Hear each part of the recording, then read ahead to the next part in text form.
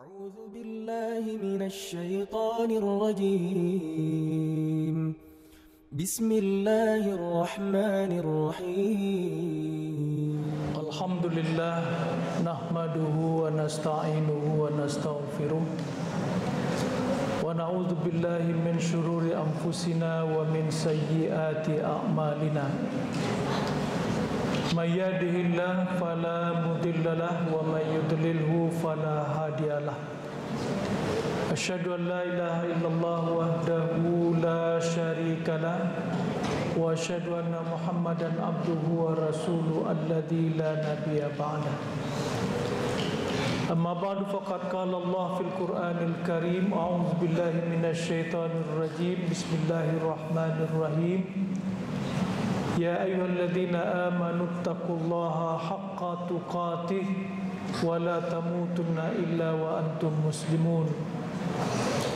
ثم قال في آية أخرى والعصر إن الإنسان لفي خسر إلا الذين آمنوا وعملوا الصالحات وتواصوا بالحق وتواصوا بالصبر. Al-Quran Surat Ali Imran ayat 102 dan Surat Wal Asr ayat 1 sampai dengan 3. Kaum muslimin sidang Jumat rahimakumullah, khususnya para siswa SMP, SMA dan jamaah yang dirahmati Allah. Pada kesempatan khutbah Jumat kita hari ini, mari kita bersyukur kehadirat Allah Subhanahu wa taala atas rahmat dan karunia-Nya sehingga kita bisa hadir di rumah Allah ini dalam rangka menunaikan salat Jumat berjamaah. Kemudian selawat dan salam kita mohonkan untuk junjungan kita Nabi besar Muhammad Rasulullah sallallahu alaihi wasallam dengan mengucapkan Allahumma salli ala Muhammad wa ala alihi wa ashabihi wa mawala. Pada kesempatan khutbah Jumat kita hari ini, Jumat 10 Februari 2023 bertepatan dengan 19 Rajab 1444 Hijriah. Mari kita mencoba merenungkan dan memahami firman Allah dalam surat Wal Asr, sebuah surat pendek yang terdapat dalam juz amma yang mungkin kita semua mengenalnya dan bahkan mungkin menghafalnya dan bahkan sering membacanya. Surat Wal Asr ini merupakan surat yang istimewa. Bahkan para sahabat Rasulullah sallallahu alaihi wasallam mereka tidak akan berpisah antara satu dengan yang lain kecuali membacakan surat Wal Asr terlebih dahulu. Bahkan juga sering sekali di sekolah-sekolah ketika mengakhiri pelajaran akan pulang juga membaca surat Wal Asr. Bahkan Imam Syafi'i rahimahullah dalam satu pernyataannya mengatakan tentang keistimewaan surat Wal Asr ini,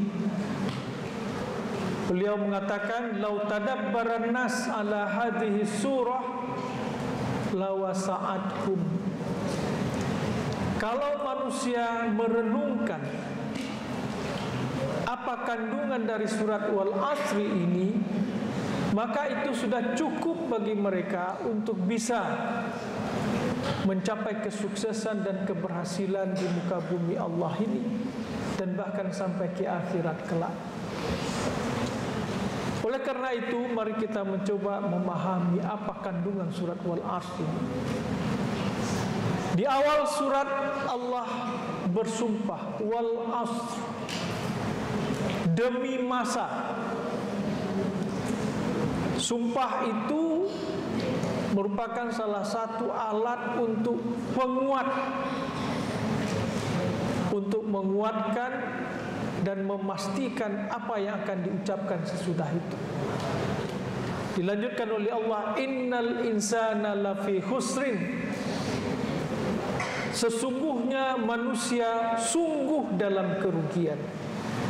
Allah gunakan lagi kata atau kalimat yang menunjukkan taukid atau takkid, penegasan dan penguatan dengan menyebut kata inna dan lamut taukid, sehingga ada 3 alat penguat di sini, yaitu sumpah, kemudian inna yang bermakna sesungguhnya, lam lafi sungguh juga. Sungguh manusia itu dalam kerugian. Artinya pernyataan Allah di awal surat ini menyatakan semua kita akan mengalami kerugian dalam kehidupan ini. Kerugian itu bisa dalam bentuk kesengsaraan, kecelakaan, kebinasaan, bahkan hal-hal yang negatif lainnya. Dan bahkan Allah menyatakan itu dengan menggunakan 3 adatut taukid, 3 alat untuk menguatkan. Maka orang yang bisa terbebas dan selamat dari kerugian, kesengsaraan, kecelakaan dan kebinasaan itu adalah illal ladzina amanu wa amilus shalihat. Kecuali orang yang tidak akan merugi, orang yang tidak akan sengsara dan celaka. Yang pertama adalah orang yang beriman. Beriman ini tidak sekedar percaya saja, tetapi beriman di sini dimaksudkan adalah memenuhi 3 unsur dalam kehidupan kita. Yang pertama, al-iqrar bil lisan, pernyataan, ungkapan kita. Apa yang kita nyatakan terkait dengan kehidupan ini, itulah yang tersimpul di dalam 2 kalimat syahadat. Asyhadu an la ilaha illallah wa asyhadu anna Muhammadar Rasulullah. Bahwa aku bersaksi tiada Tuhan selain Allah dan aku bersaksi Muhammad itu Rasulullah. Artinya ada pengakuan kita, pernyataan kita dan kesaksian kita bahwa kita akan mengakui Allah sebagai Tuhan, dalam arti kata sebagai sumber kebenaran. Selanjutnya mengakui Muhammad sebagai Rasul Allah, utusan Allah yang menyampaikan kebenaran itu. Maka oleh karena itu menjadikan firman Allah yang termuat dalam Al-Quran dan sunnah Rasulullah, pernyataan dan ungkapan Rasul yang termuat dalam hadis-hadis beliau, ini harus menjadi pengakuan dan pernyataan kita. Dan ini kalau kita bisa menjadikan Al-Quran dan sunnah Rasul sebagai rujukan dan referensi dalam hidup kita, maka Rasul menjamin kita tidak akan salah, tidak akan keliru dan tidak akan sesat. Itulah dikatakan Rasulullah dalam hadisnya, taraktu fikum amraini lan tadillu ma tamassaktum bihima, kitabillah wa sunnati nabiyhi. Hadis rawahu Malik. Aku tinggalkan kepadamu 2 referensi, 2 rujukan. Sepanjang kamu berpegang teguh dan menjadikannya sebagai rujukan dan referensi dalam kehidupan ini, kamu tidak akan pernah keliru, tidak akan pernah salah dan tidak akan pernah sesat. Apa itu? Kitab Allah Al-Quranul Karim dan sunnah Rasul, itu hadis-hadis Rasulullah. Nah, sesudah itu kita ikrarkan, bertuhankan Allah dan menjadikan Muhammad sebagai Rasulullah. Itu harus kita yakini di dalam hati kita. Tasdiqum bil qalb. Harus ada konfirmasi, penerimaan di dalam hati kita, sehingga kita menundukkan apa yang diperintahkan Allah dan menjauhi apa yang dilarang Allah. Begitu juga melaksanakan seluruh perintah Rasulullah dan menjauhi larangan Rasulullah SAW. Harus dari hati kita. Karena tidak jarang kita melihat orang menyatakan sesuatu tidak dikonfirmasi oleh hatinya. Hatinya tidak ikut membenarkan apa yang diucapkannya. Jadi ketika seorang mengatakan X lantas di hatinya Y, itu jelas bukan orang yang beriman. Bahkan boleh jadi kita katakan orang yang munafik. Apa yang diucapkannya berbeda dengan apa yang di hatinya. Nah, orang yang beriman harus sejalan apa yang diucapkannya dengan apa yang terkhatar dan terlintas di dalam hatinya, apa yang diyakini dalam hatinya. Kemudian sesudah itu tidak hanya selesai kita nyatakan, kita ucapkan dan kita benarkan dengan hati kita, tetapi harus kita buktikan dalam bentuk amal dan perbuatan kita. Al-amal bil arkan. Jadi harus betul-betul di dalam kehidupan kita terlihat bahwa yang kita lakukan itu semua hal-hal yang diperintahkan Allah dan yang diridai Allah. Apa-apa yang diperintahkan Rasul dan yang diridai oleh Rasulullah. Sehingga seorang yang beriman itu satu antara kata dengan pernyataan dan sikapnya dan perbuatannya serta apa yang ada dalam hatinya. Itu yang disebut dengan iman. Sekaligus itu juga yang disebut dengan akhlak. Itu juga yang disebut dengan integritas atau integrity. Shawki Bek, seorang penyair dan ahli sastra Arab dari Mesir, itu mengatakan, fa innal umama ma baqiyat akhlaquhum fa in zahabat akhlaquhum zahabu. Sebuah bangsa, sebuah umat itu akan eksis sepanjang dalam kehidupannya eksis akhlaknya, eksis integritasnya, eksis imannya. Fa in zahabat akhlaquhum zahabu. Ketika akhlaknya hilang, lenyap, maka eksistensinya sebenarnya juga sudah lenyap. Orang yang perkataannya tidak satu dengan ucapan, dengan hatinya dan perbuatannya, maka ia akan dikategorikan sebagai orang munafik dan orang pembohong, orang penipu, dan ia tak akan pernah dipercayai orang. Ia tidak akan dianggap eksis dan ada di dalam kehidupan ini. Kaum muslimin dan Jumat rahimakumullah. Maka orang yang tidak merugi itu adalah orang yang mengucapkan hal-hal yang baik dan kemudian dibuktikan dalam bentuk amal-amal yang saleh. Beribadah kepada Allah, bermuamalah secara baik antar sesama, membantu dan menolong orang yang dalam kesusahan, menunjuki orang yang dalam kebingungan dan kebodohan. Inilah dijanjikan oleh Allah dalam surat An-Nahl 97. Man amila salihan min zakarin aw unsa wa huwa mu'minun falanuhyiyannahu hayatan thayyibah wa lanajziyannahum ajrahum biahsani ma kanu ya'malun. Siapa saja yang melakukan amal saleh, laki-laki kah atau perempuan kah, wa huwa mu'minun, dan itu dilakukannya atas dasar iman, betul yang diucapkannya dan diikuti oleh hatinya, itu semua karena Allah dan Rasulnya. Falanuhyiyannahu hayatan thayyibah, maka kami akan anugerahi mereka kehidupan yang baik di dunia ini.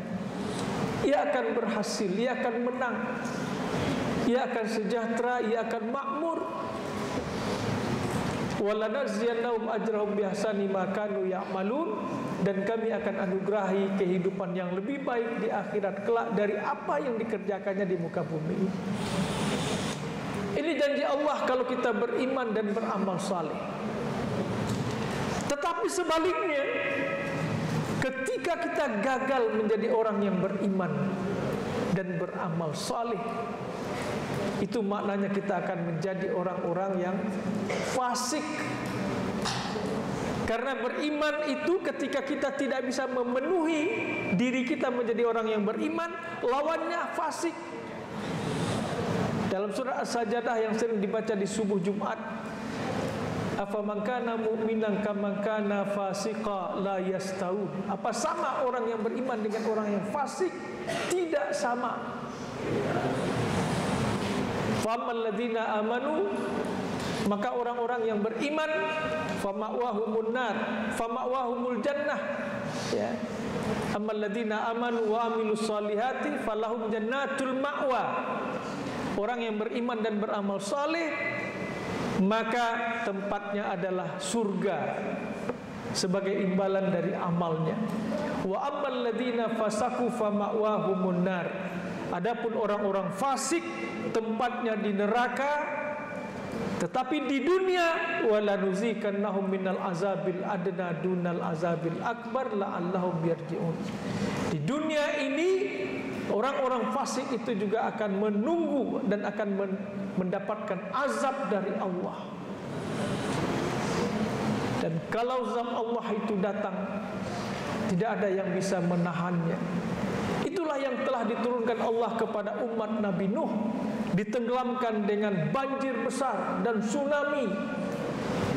Itulah yang telah diturunkan Allah kepada kaum Ad, angin puting beliung yang membuat perkampungan itu tertimbun oleh tanah dan batu. Tidak hanya rumah-rumahnya yang rubuh, tapi perkampungan itu tertimbun.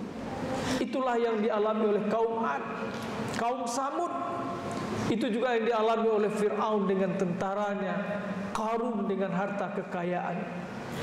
Ketika kita fasik, artinya kita gagal beriman kepada Allah dan beramal saleh, maka kita akan termasuk kelompok yang fasik, dan itu akan mengundang azab Allah. Kaum muslimin sidang Jumat rahimakumullah, kalau azab Allah itu turun, apakah hanya orang-orang fasik saja yang akan dikenai azab Allah itu? Apakah orang-orang zalim saja yang akan dikenai oleh azab Allah itu? Maka Allah mengatakan, wattaqu fitnatan la tusibannal ladzina zalamu minkum khassah. Takutilah olehmu bencana malapetaka kalau Allah turunkan itu tidak hanya mengenai orang-orang yang zalim saja. Jadi orang-orang yang tidak zalim, tidak fasik, tapi berada bersama orang-orang zalim dan fasik, itu akan terkena.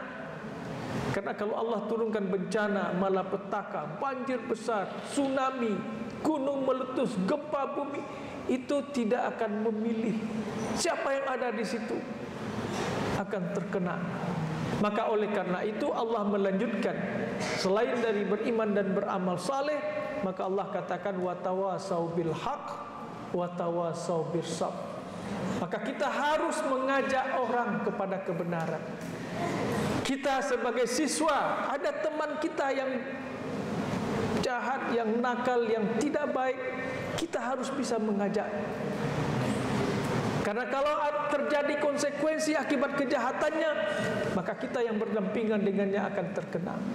Kita berjiran, bertetangga, kita harus bisa mengajak jiran tetangga kita menjadi yang baik. Begitu seterusnya. Sehingga dengan demikian, tidak hanya kita yang selamat, saudara kita yang ada di sekitar kita itu selamat. Kalau saudara kita itu ditimpa oleh bencana akibat dari kefasikan dan kezalimannya, maka kita yang dekatnya akan terkena. Maka oleh karena itu Allah mengingatkan watawasau bil haq. Kita harus mengajak orang lain. Jangan kita saja yang baik dan benar, tapi orang yang ada di sekitar kita harus menjadi baik dan benar. Dan kadang-kadang mengajak orang kepada kebenaran itu tidak serta-merta didengarnya, tidak serta-merta dia ikut. Maka Allah katakan watawasau bis sabr. Di dalam mengajak orang kepada kebenaran, kita harus bersikap sabar. Sabar itu maknanya bukan mengalah, tetapi harus mempunyai kekuatan, semangat, fisik, kemauan, agar bagaimana orang-orang di sekitar kita menjadi baik. Sekali kita ajak belum berhasil, kita ulangi lagi besoknya. Kita ajak terus. Sehingga dengan demikian ya mudah-mudahan dibukakan Allah hatinya.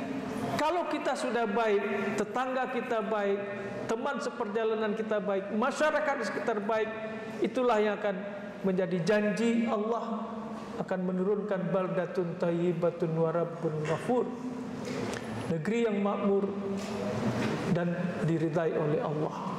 Mudah-mudahan dengan mengamalkan surat Wal-Asr, menjadikan diri kita menjadi orang yang beriman dan beramal saleh, mengajak orang lain untuk juga ikut beriman dan beramal saleh, kita akan terbebas dari kerugian yang diingatkan Allah dalam surat Wal-Asr tadi, dan kita akan meraih kesuksesan dan keberhasilan di dunia dan di akhirat sebagaimana dijanjikan dalam surat An-Nahl ayat 97 tadi. Semoga Allah mengabulkan harapan kita ini. Amin ya rabbal alamin. Fa'tabiru ya ulil absar.